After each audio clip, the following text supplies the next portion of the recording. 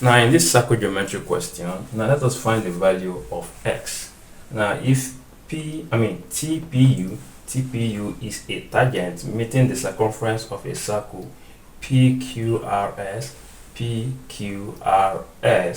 at P. So this tangent is meeting circumference at P with center O. This is center O, and we are told to find x. Now first of all, how do we go about this? Now let us consider this angle x and the line that forms the angle, which is this and this. Okay, now look at this point here and look at this point here. You see it is emanating from an arc, which is this. And if you notice, there's a line again that is meeting at the same arc, which is this, and which is also this.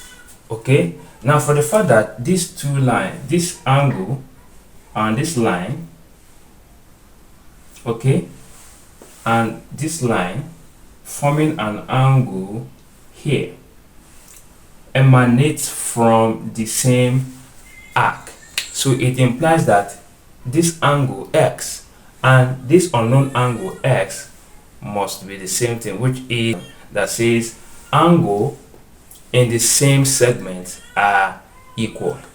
And why are they equal? Because they are emanating from the same arc. So then if this x should be equal to this, so what's the value of this?